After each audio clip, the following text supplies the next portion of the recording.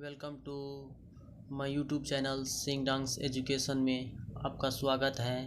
आज आप लोगों के लिए मेटल नॉन मेटल यानी धातु अधातु का MCQ क्वेश्चन लेकर आए हैं, जो आप लोग इस क्वेश्चन को करके किसी भी कॉम्पिटिटिव एग्ज़ाम में सफलता पा सकते हैं। तो इस चैप्टर का पहला क्वेश्चन है, तो चलिए इसको चैप्टर का पहला क्वेश्चन लेते हैं। पहला क्वेश्चन है श्वेत फास्फोरस। श्वेत फास्फोरस जो होता है प्रकाश में चमकता है।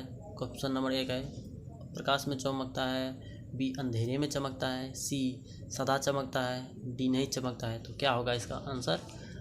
सी सदा चमकता है। श्वेत फास्फोरस जो है वो सदा चमकता है। दूसरा क्वेश्चन है धोवन सोडा के एक अणु में कितने अणुरवा जल पाए जाते हैं? तो इसका ऑप्शन आंसर होगा बी 10। कितना पाया जाता है? 10। उसके बाद है साधारण ताप पर फास्फोरस का अणुसूत्र कितना होता है? साधारण ताप पर फास्फोरस का अणुसूत्र कितना होता है? वो होता है P4। कितना होता है? P4। उसके बाद है निम्न में कौन सा फास्फोरस जीवन के लिए घातक है? जीवन के लिए घातक कौन सा फास्फोरस है? वो जो है श्वेत फास्फोरस यानी पीला फास्फोरस जो है जीवन के लिए क्या है? घातक है। ठीक है, तो चलिए अब अगला क्वेश्चन की ओर बढ़ते हैं। अगला क्वेश्चन है कौन सा फास्फोरस ज़्यादा क्रियाशील है? कौन सा फास्फोरस जो है ना ज़्यादा क्रियाशील है? तो वो है पीला फास्फोरस। पीला फास्फोरस क्या है? ज़्यादा क्रियाशील है। तो अगला क्वेश्चन की ओर बढ़ते हैं। खाने वाला सोडा का व्यवहार होता है। खाने वाला सोडा का व्यवहार किस चीज़ में होता है? वो होगा ऑप्शन नंबर सी अग्निशामक के रूप में। ठीक है, तो चलिए अब अगला क्वेश्चन की ओर बढ़ते हैं। अगला क्वेश्चन है निम्न में किसका अपरूप नहीं पाया जाता है? निम्न में से किसका अपरूप नहीं पाया जाता है? वो जो है 7 नंबर का क्वेश्चन है, निम्न में से किसका अपरूप नहीं पाया जाता है? वो जो है तांबा का जो अपरूप नहीं पाया जाता है। ठीक है, तो अब अगला क्वेश्चन है निम्न में कौन पदार्थ गर्म करने पर नहीं टूटता है? कौन पदार्थ को जो गर्म करेंगे तो वो नहीं टूटेगा? वो जो है सोडियम कार्बोनेट। सोडियम कार्बोनेट को गर्म करते हैं तो वो नहीं टूटता है। ठीक है, अब 9 नंबर का क्वेश्चन है पीतल में रहता है। पीतल में क्या क्या रहता है? एक ऑप्शन नंबर ए में है Cu तथा Sn, बी में है Cu तथा Zn, सी में है Zn तथा Pb, Sn तथा Pb, डी में है। तो इसका सही आंसर क्या होगा आप लोग ज़रूर बताइएगा। क्वेश्चन नंबर 9 का राइट आंसर बी होगा। ठीक है, तो चलिए अब अगला क्वेश्चन की ओर बढ़ते हैं।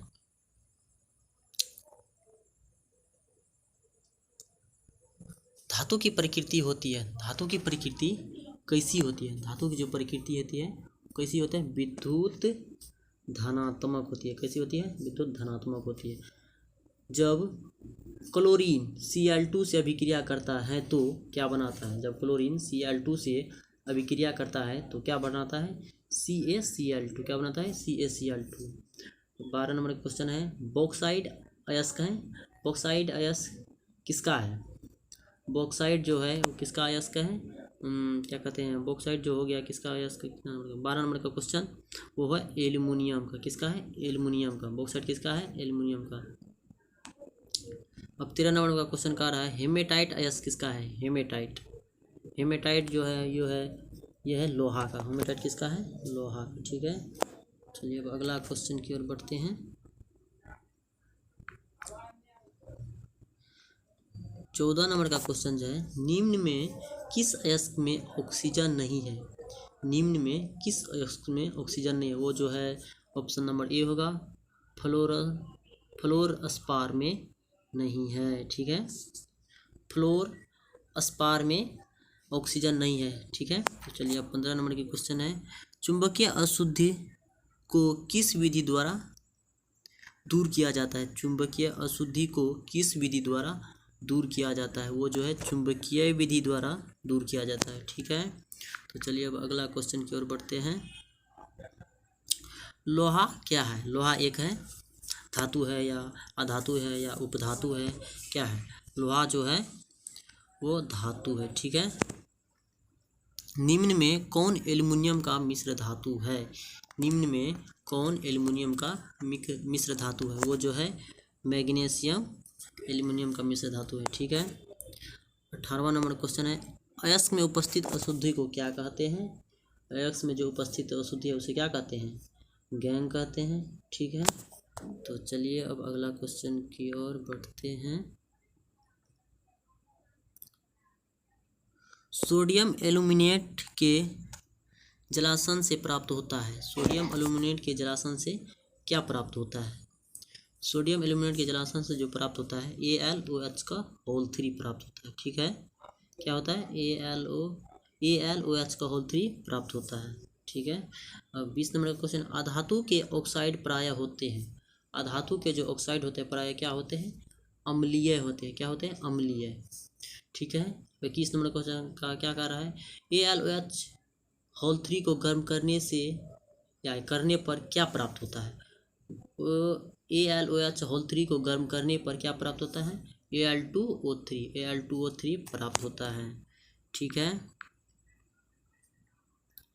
यहाँ कह रहा है जिप्सम का अणुसूत्र क्या होता है? जिप्सम का जो अणुसूत्र होता है CaSO4 × 2H2O होता है। जिप्सम का सूत्र होता है CaSO4 × 2H2O होता है। ठीक है। उसके बाद है तांबा। 23 नंबर क्वेश्चन, तांबा है संक्रमण धातु, क्षारीय धातु, हैलोजन धातु, उपधातु। क्या है? तांबा जो है संक्रमण धातु है। ठीक है। तो चलिए 24 नंबर का क्वेश्चन क्या है? कॉपर पायराइट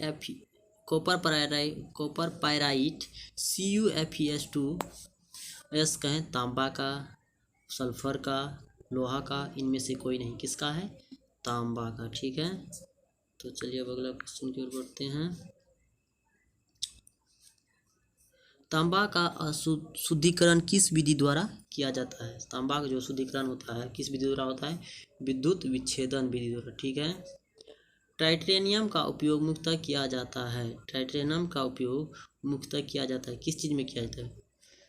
युद्ध सामग्री बनाने में। क्या बनाने में? युद्ध सामग्री बनाने में किया जाता है टाइटेनियम का उपयोग।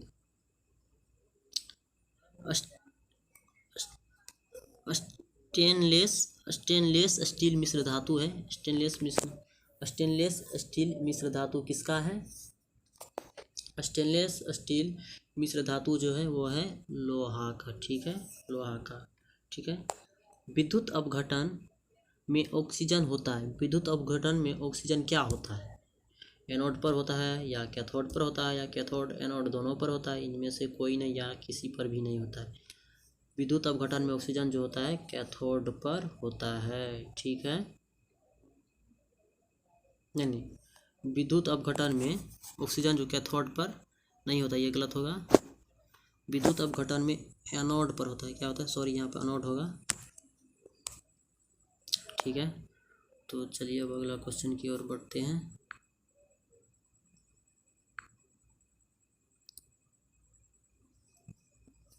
विद्युत अपघटन में इलेक्ट्रॉन मुक्त होता है। विद्युत अपघटन में इलेक्ट्रॉन जो मुक्त होता है वो कहाँ होता है? एनोड पर होता है या कैथोड पर होता है या दोनों पर होता है? इनमें से कोई नहीं, किसी पर भी हो सकता है, या इसमें जो होता है एनोड पर होता है। ठीक है। 30 नंबर का क्वेश्चन क्या रहा है? फेरस सल्फेट से लोहे का निम्नलिखित में से कौन सी धातु विस्थापित कर सकती है?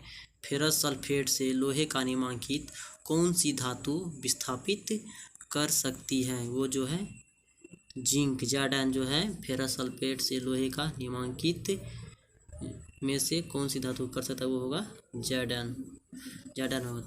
थैंक यू दोस्तों। अगर आप लोगों को यह वीडियो अच्छा लगा होगा तो आप लोग इस चैनल को सब्सक्राइब ज़रूर कीजिएगा और बेल आइकन को प्रेस ज़रूर कीजिए और कमेंट करना ना भूलिएगा और शेयर भी कीजिएगा। मेरा चैनल है सिंग डांस एजुकेशन बाय नवीन मोनू। धन्यवाद।